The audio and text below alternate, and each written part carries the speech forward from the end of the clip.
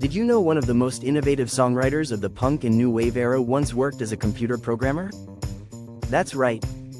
Elvis Costello, the man known for blending biting wit with musical genius, wasn't always the iconic figure we know today. In fact, his journey from the working-class suburbs of Liverpool to international stardom is as fascinating as it is surprising. From humble beginnings, Costello has carved out a unique place in music history. Today, we're going to unlock his incredible timeline. Trust me, this rock legend's story is full of unexpected twists, and by the end of it, you'll see why his influence stretches far beyond just the music charts. Born Declan Patrick McManus on August 25, 1954, in London, Elvis Costello came from a family immersed in music. His father, Ross McManus, was a jazz trumpeter and singer, performing with Joe Loss and his orchestra, one of the most popular big bands in Britain at the time. His mother, Lillian, worked in a record store, and young Declan was exposed to a wide variety of music growing up. This early exposure to everything from jazz to classical and pop would shape his eclectic tastes in the years to come. But like many musicians, Costello's path to fame wasn't a straight one. Before music became his full-time career, Elvis Costello lived a rather ordinary life. He attended St. Edmund's Catholic School, and after graduation, he followed in the footsteps of many in post-war Britain, taking on a steady job as a computer operator at a cosmetics firm. Yes, the man who would later write iconic songs like Allison and Oliver's Army was punching the clock as a 9-to-5 employee.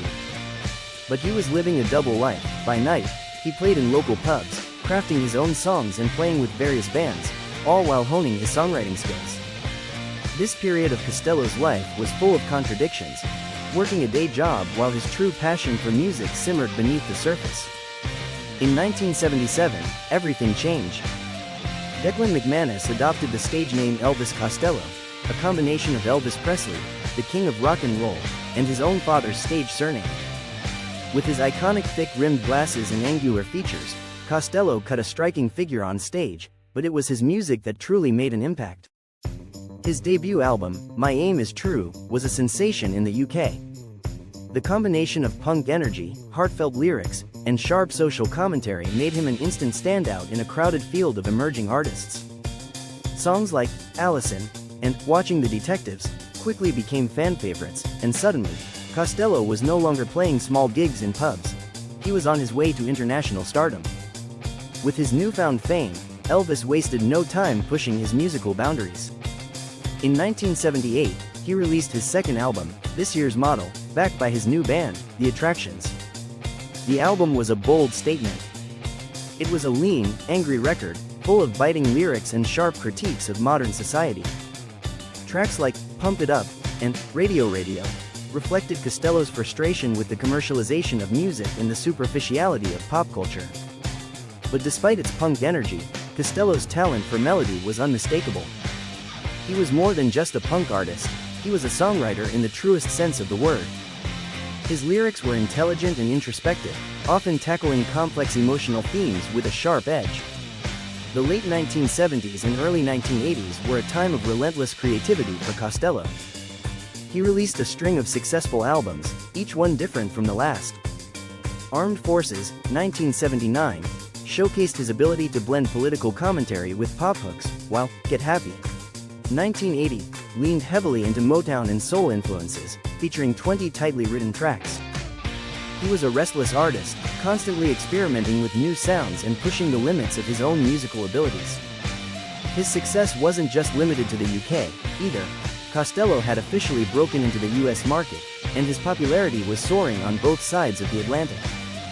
But Costello wasn't just a rock star, he was a cultural commentator. His songs often addressed serious social and political issues, from the troubles in Northern Ireland to the exploitation of the working class.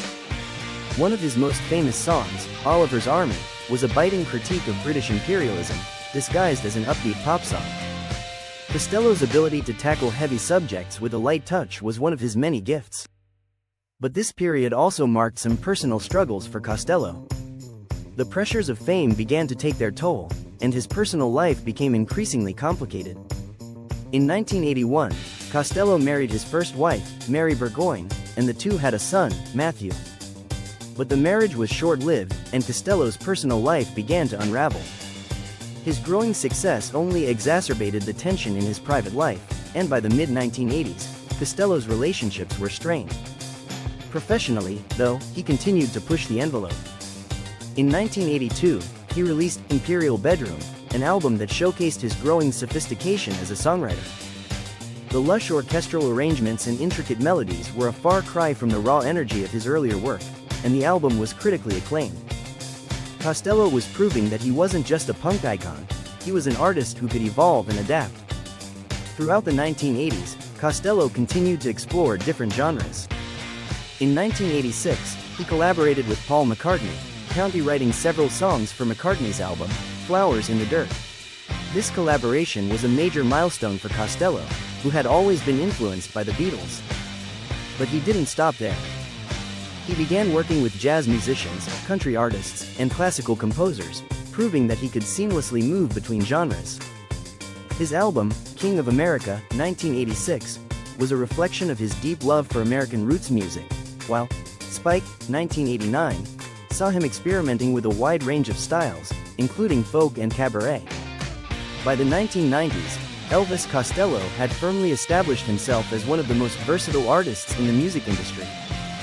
He continued to release new music, collaborate with a wide range of artists, and explore new creative avenues. In 1993, he married jazz pianist and singer Diana Krall, marking a new chapter in his personal life. Professionally, Costello began composing music for films and television, expanding his influence beyond the world of rock and pop. His work on soundtracks, including his contribution to the Oscar-winning film, The Book of Life, showcased his ability to write music for a wide range of mediums. The 2000s saw Costello continuing to innovate. He released several albums, including The Delivery Man, 2004, and Momofuku, 2008, both of which received critical praise.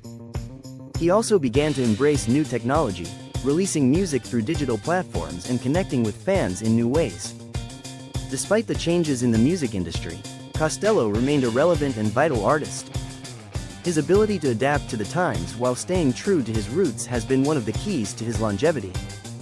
Today, after more than 4 decades in the music industry, Elvis Costello is still going strong. His latest albums, like Look Now, 2018, and Hey Clockface, 2020, prove that he hasn't lost his touch.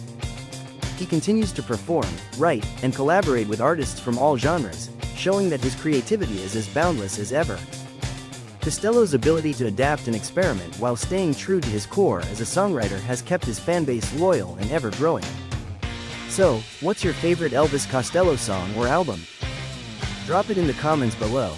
I'd love to hear what tracks have inspired you. And hey, if you enjoyed this deep dive into his life and career, make sure to hit that like button and subscribe to Asterisk Timelines Unlocked. We've got plenty more incredible stories just like this one coming your way, so stay tuned, and thanks for watching.